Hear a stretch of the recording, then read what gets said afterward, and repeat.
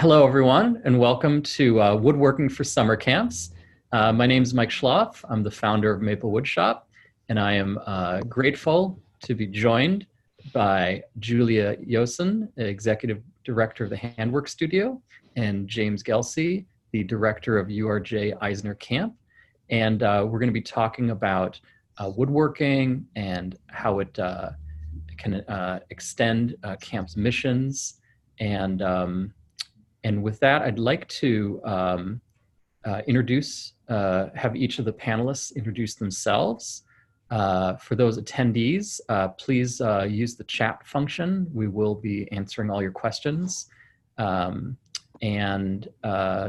so let's start with Julia. And Julia, maybe you could please introduce yourself, tell us a bit about the HandWork Studio and what makes it special. Sure, yeah.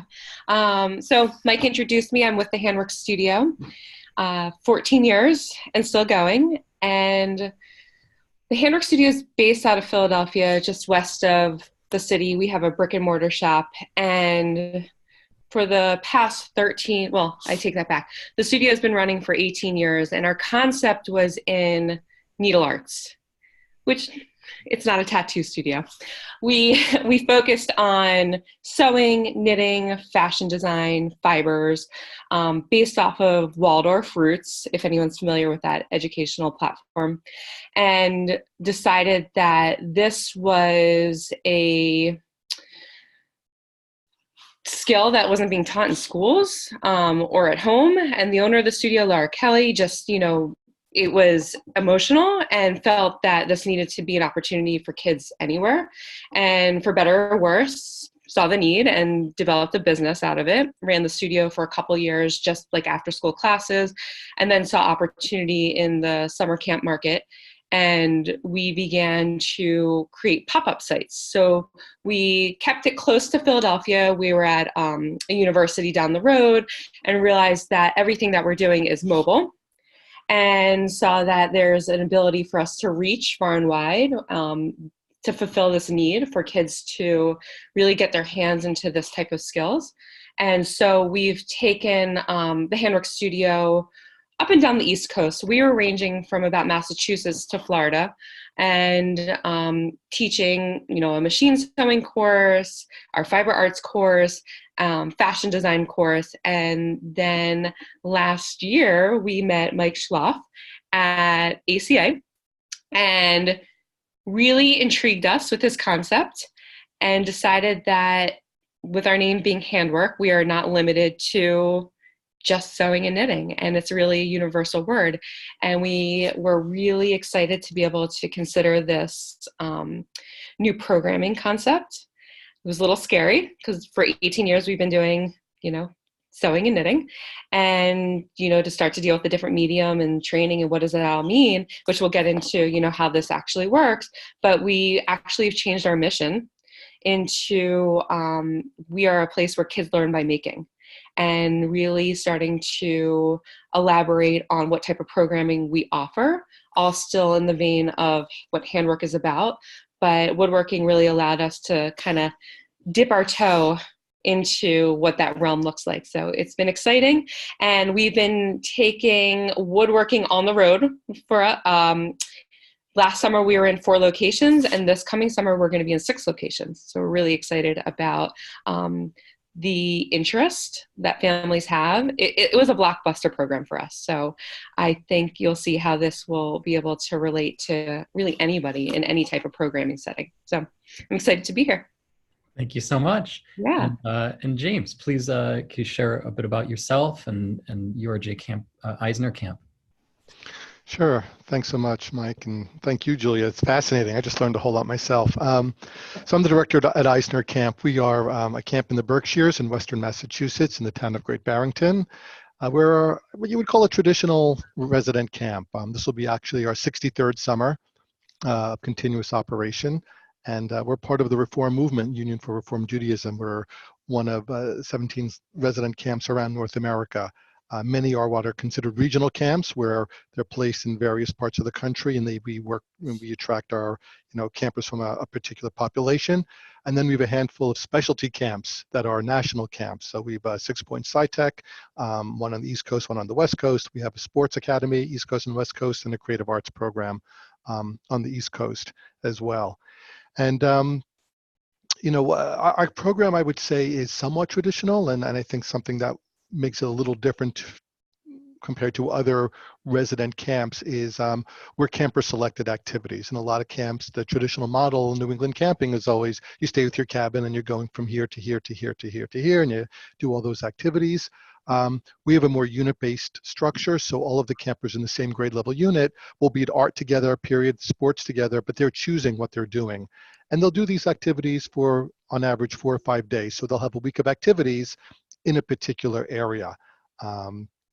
And we've been, over the years, been expanding a lot of our offerings from traditional camp arts and crafts, and singing and dancing and drama and things like that. About 10, 11 years ago, we renovated part of our arts area and created the capacity for fine arts, for drawing, painting. We have a ceramics and pottery studio with 14 wheels and 2 kilns and things like that. We expanded to a makerspace and graphic design and digital photo video a couple of years ago. And for this past summer, 2019, we added the wood shop. And I think, what I was looking to do is really what the mission that Julia talked about is handwork, that really giving kids the chance to do things with their hands in a way that doesn't involve fingertips on a keyboard. I think that there is a lot of skill, a lot of art that's slipping through our fingers, if you will, because campers aren't necessarily getting some of these experiences. So summer camp is a place to try all that. And we have the same philosophy about sports and other activities, outdoor adventure and things like that. So for us, adding this woodshop program was a no-brainer, and working with Mike has just made it seamless and really, really easy. So couldn't be happier with how things debuted there. That's very kind. And so, you've each touched on sort of like how, it's I kind of stepping way back. It's a sign of the times that woodworking is this kind of new exotic activity, right? That it was the most traditional thing. If we, in any of our families, go back a few generations, it would have been, something you hope your kids aspire to not have to know. And now we've come full circle. And so, there's a lot of different benefits, and you touched on the ones that you might have expected, but I kind of want to challenge us, and I'll start with you again, James. What was a benefit you didn't expect? How you do experiments, you go on this journey, and you get an unexpected result. And I'm wondering if you could touch on maybe an unexpected benefit that you hadn't considered going into it. Yeah, I think it goes directly to what campers got out of it. And I think working with wood, clearly, okay, picking up a hand tool and learning how to measure and how to saw is a thing, but something as simple, and this was a comment from, we had a retired rabbi who actually was a staff member when the camp first opened in 1958. He came back because he's in his retirement. That's him right there. And he does woodworking in his spare time, so he volunteered. So he came in. And so the two things that were unexpected, one, we learned that some of our children don't even know how to use a ruler or a measuring tape, like this idea of measuring and figuring out, square inches and things like that, like what area, and some of these things that are just so basic. So there are a lot of things came out of this woodworking that we learned about our kids, and skills that they were getting beyond just how to saw or build something, but also some of the very fundamental things about doing any kind of work, which I find interesting. And second was it's an opportunity to use this kind of teaching for intergenerational, for bridging people together. So it's not just about having, someone who's a good carpenter teaching a bunch of campers how to do this. Part of what we do with our mission is we want to connect our kids, not just to each other in camp, but see they're part of something larger. And having the ability to bring in someone like Rabbi Herman to do this was just great, because it built connections between our campers and a craft, a skill, and a whole other generation. The fact is that there are people out there who have this incredible talent. So So those were a couple of the unexpected things that we learned from this. That's beautiful, mentoring. And Julia, what was something unexpected Yeah. for you? Everything. We didn't know what we were walking into. Dealing with a material. We've been dealing with soft materials, right? Fibers, yarn. So one of the first things I realized is woodworking was very much like sewing. Same type of concepts of measuring and making sure your pieces fit together. And then the vehicle that differs is if you're going to use a sewing machine or a hand sewing needle, you're going to use a hammer. And so really getting those concepts down and really realizing how closely they relate was kind of exciting for us because it didn't feel as foreign.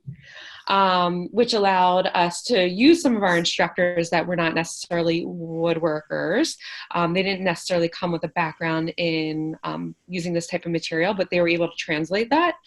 So one of the things that was really scary for us is like, how do we find the right staff person to run this type of program? We didn't have somebody with history, and they weren't a hobbyist. So we were able to work with our teachers that were crafters, and they were able to take the information that was provided, the platform that Mike has created, and use that. And I felt that because they were fairly new in learning woodworking, they also were always a couple steps ahead of the students, but they were able to relate to their experience. Why is this tricky? How do you work with this tool? And so there was a lot of, I felt patience from our instructors because they understood what it was like to go through this process because they were fairly new in learning how to do this. So that was one unexpected outcome. And then the other thing is, as the kids started to work, they started to collaborate together and create projects because, as Mike will get to, we run specialty programs that are intensive. So it's 30 hours a week of programming. And we would get kids creating like a puppet theater, and they're creating wood pieces that could be characters in the puppet theater, and they're now coming up with a story. So really using the opportunity of them creating in the wood shop, now they're getting into things like storytelling and costume making. And so it was a really amazing jumping off point to allow for kids to use a variety of different skills and figure out how to make it their own. So it was exciting. That's great. Those are I just, for everyone who's attending, these are new to me too. I think that empathy from teachers because they're starting new I've noticed that in other programs. Got that feedback from some preschool teachers 2 years ago. So it's interesting to see that's kind of human nature. And and collaboration is a big part of the program.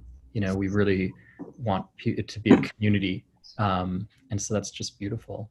So Julie, you touched on staffing, and James, I wanted to actually just use that as a segue to you, because you had, and I'll tell a funny story after you talk about your specialist, but how did you go about staffing? Well, after my initial conversations with you and understanding what the training was going to look like, it was clear we didn't feel the need that we needed to find a master craftsman. I didn't need to call up Bob Vila, from this old house or anything to come on and be this person, but rather someone who had familiarity with some woodcrafting, woodworking, and then we get the training. So when we were looking for us, whenever we're hiring staff, more than anything, we're looking for people who are kind, who can connect with kids, because we can teach a skill, whatever it is, lifeguard, climbing tower, woodworking, right? So we scour, we go to the hiring fairs in Europe and things like that, and we happen to find someone overseas who had what we're looking for personality-wise, patience, kindness, all those things, as well as enough experience that they're familiar with the tools, familiar with wood in general, and coupled that with the great training that you provided, we were able to make it work really quite nicely. And so here's the funny story. This young man was from Australia. And it turns out that we actually are spinning up a program in Australia this year. I don't even know if you know this, James. I did not know that. Yeah, and going further, I knew where it was, and I said, "Wait, where are you from in Australia?" "Oh, Adelaide." "Wait, where in Adelaide?" "Oh, Aberfoyle Park," which is exactly the neighborhood that the program is in. So have you hired him? Like, is he working for you? We will. I mean, what are the odds? I mean, if he doesn't come back to me, but yeah, okay. No, it's fine. He can do that in the off season, right? Yeah, right. Talk about a Wow. small world, That's right? incredible. Small world. So that was just amazing. So that's great. So we talk about staffing. Let's talk about programming. And James, let's stick with you for a sec, because how did you factor this in? Like, for example, did you have to displace anything, or how did you introduce a new activity like this?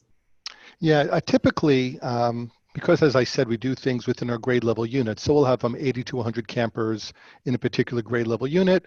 They all have art the same period, and we'll give them, 10 different choices to do. So our goal is always to have small group instruction, sports, arts, everything. So 8 to 12 children is the sweet spot for in any one activity. So I knew that we were going to have trouble filling at least one of our new digital areas, whether it's graphic design or digital photo video. So I knew I had a space available, so I knew Woodshop could go there. And I can't have too many offerings, because then we'll have 2 or 3 campers and everything. And part of being at camp is you're part of a group, and you're building connections, with people around you, and you kind of feed off the creative energy that's in the room. So we started with our 5th grade. We knew our 4th and 5th grades are our youngest unit. Our 10th grade is our oldest unit. And so we knew we were going to be offering this to all of our grades. And we made sure that the projects were age appropriate, so that we knew every child could be successful. And one of the tenets of our camp mission statement is about self-esteem, and small group instruction, activities, and the kinds of projects that are appropriate and are manageable for that grade level, having a compassionate, kind instructor. All of these things go into create a successful program. And at the end of the day, if this boy here can't saw a straight line to save his life, that's not what it's about, right? It's not about the perfect birdhouse. It's not about the thing it's I created something. It's more about the act of creation and participating in a very physical way that I think is really the goal of what we're trying to do. I have no idea what she's working on there. I have no idea I think that maybe in the jigsaw puzzle project. Yeah, it So is. if you saw those things on the ground, you saw the pieces on the puzzle, you're thinking, what is this? But it's something that every child is proud of, because it's something they know they created. So it fit in perfectly with our program. We're always looking for ways to attract different populations. So will this attract more boys or girls? And I think those distinctions are becoming blurrier and blurrier. It's like, what can I offer all campers that they're not going to be able to get at home? And ultimately, that's what I'm also looking to find here. What are the things? Not every camper is going to be able to sit at a wheel at a pottery studio, so that's a great thing to offer at camp. Not every child has this opportunity to pick up, hacksaws and these other paddle saws, whatever it is, and do this kind of work. So that also guides some of the decisions we make in terms of what we offer at camp. Fantastic. Yeah, that variety it's a beautiful thing. And then Julia, can you tell us a little bit about your approach? Because you're actually the first one to take it this far. To take it on the road. Well, literally and temporally, like if you talk about if you share you're in many places, if you speak to that, and how many hours a day a given child would do woodworking, or hours a week.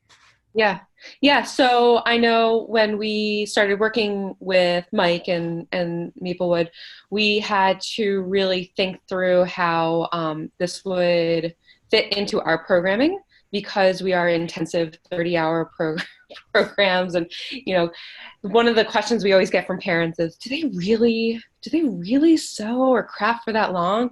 And I can honestly say there are days when I have to go over and say, down the saw, like put down the knitting needles, you have to eat lunch. And they're like, covered in sawdust, and like, I'm in the middle of this, you can't disturb me. So I think there's something to be said for giving that space to really get deep into these types of projects. But we did have to figure out, what projects are going to fit appropriately in this time frame and age, like developmentally, what works with, we're starting at age 8 versus a 14-year-old. Those are going to be very different skill, like motor skills and physical skills that they're going to have. So we saw there was a lot of disparity in, how fast kids would move along in projects. Some kids will finish really fast. Some kids will take a whole week to do that jigsaw puzzle, and, they're going to be frustrated because they're breaking the saw blades and they just don't have the dexterity to move it around. And so it was really fine-tuning what the curriculum already offered and figuring out opportunities to, slow it down for some of the kids. Like, how do we add more embellishments? How do we, so you can see in the slide Mike is showing, there's coloring elements happening there. And then we moved into some sort of like independent studies. So kids starting to think about a plan for, I have a foundation now, right? Like, I understand how to use the saws. I understand how to nail. I understand how to use the sanding equipment. So they were able to start to take their skills and implement them on their own, which is really at the core of what you're trying to do, is that they're going to take these skills and own these skills for the rest of their lives.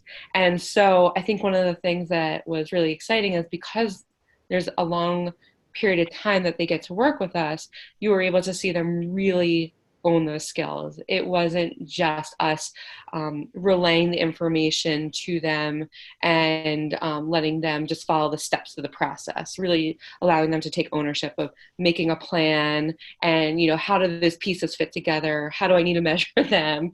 And so we veered a little bit from what was in the, the main manual, but overall, all the elements are there. I didn't have to go and reinvent the wheel at all. I wasn't going out and bringing in, all of a sudden band saws and power tools. Everything that Mike provided in his kits were used. It was just like, what are the shapes we're doing now? Or like, how big is it going to be? Or how are we going to decorate it? So that was really, really exciting to see where they were able to take the programming and the content with that. And the other thing I'll just note is that because we're in many different spaces, I think we're a true testament that this can happen almost anywhere. If you have a table to clamp those workstations on, you're good to go. You might want to think about if your floor is carpeted or not carpeted, but essentially if you have a space you can sweep up and, clear out at the end of the day. I mean, we were in, front porches, we were in, blank classroom space. We were out, we really felt that this truly could go on the road with us without too much of an issue. That's great. Yeah. I mean, 30 hours a week, you're, what we're doing for this coming summer is, developing more projects. You can see some of them behind me. Kitchen stool, which is a real challenge, but teaches like mortise and tenon, joinery, lamination of wood, learning about grain direction and grain strength. So some really advanced techniques, given that it's, hand tools for children, specifically no chisels. But otherwise, you can do a lot. And so the other thing we're going to introduce is a module where it's only woodworking techniques, like going back to classic cabinet making techniques and providing, I guess, I don't know the right word, but the methods, pure methods of joinery, so that people can take those and use those conceptual objects, if you will, and then build really whatever they want. So there's, we've built a wave hill chair. It's like an Adirondack chair, full size. These are great, like community projects where it's not just a make and take. It's something that's a legacy given to the camp. It can be built by a community of children.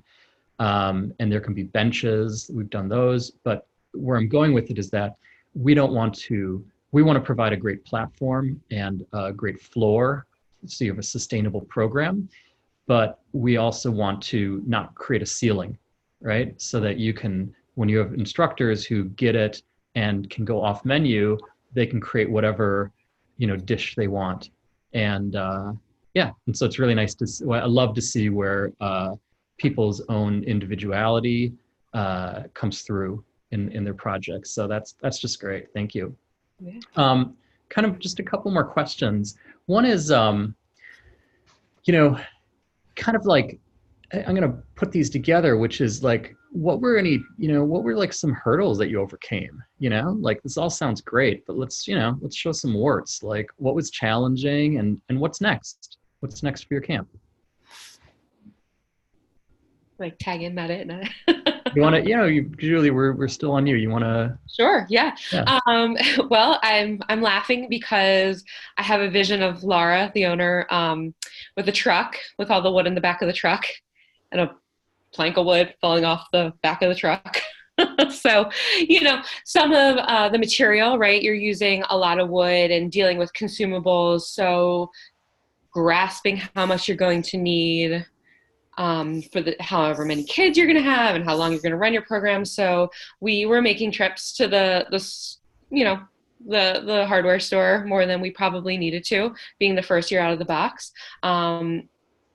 Mike has dimensions written out for projects, but we started to go into more independent studies. So being prepared to make some extra trips to the store, or we're running out of wood glue, or we're running out, or all of a sudden we started using eye screws or hinges and things like that.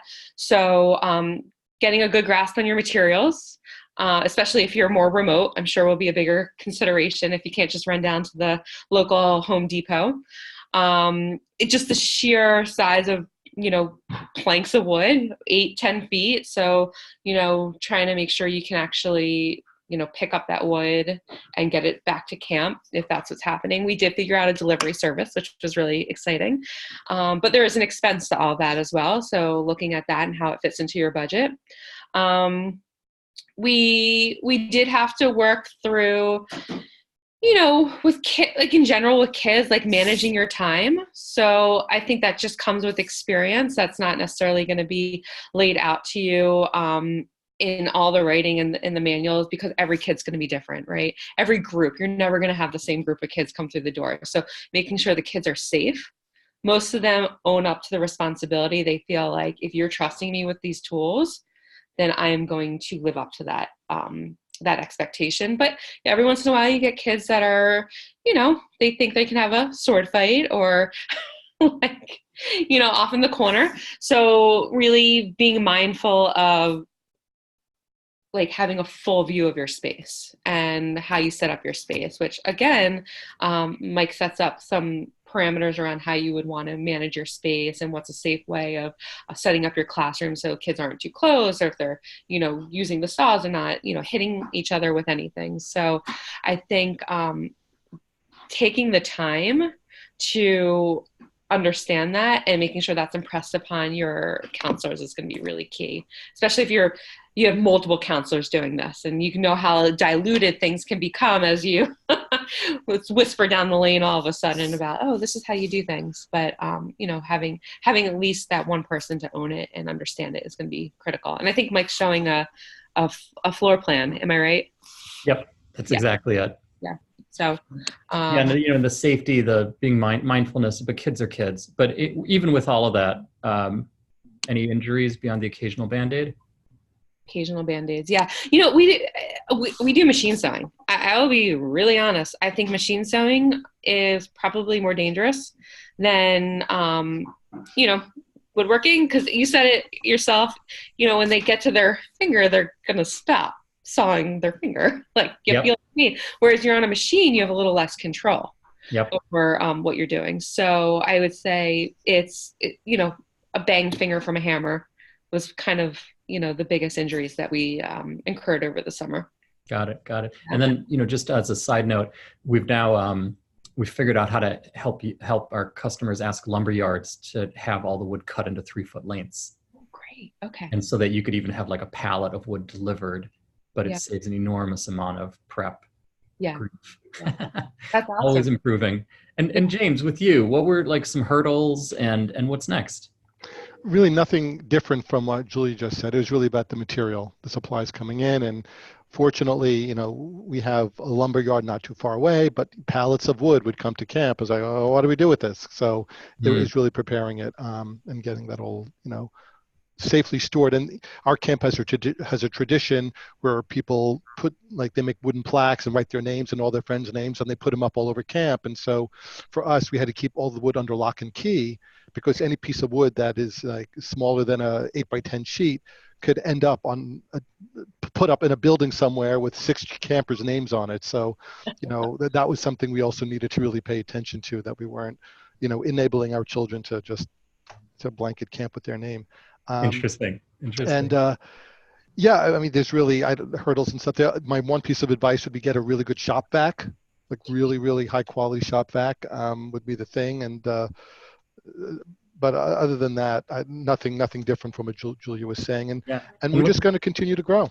I mean, Uh-huh. we have the 12 stations now. I started by leasing I started leasing the 12 stations, and then did I get 6 more? Is that what it was, Mike? I forget. I started with a number, and I decided, well, let me get Oh a yeah, few you went from more. 8 to 12, I Went think. from 8 to 12, and I started by renting. And halfway through the summer, I called Mike and I said, all right, I'm just buying it. I'm just going to pay it. It's because it was so worthwhile. Because I'm committed to it, and now that it's at camp, once is once, but twice is tradition.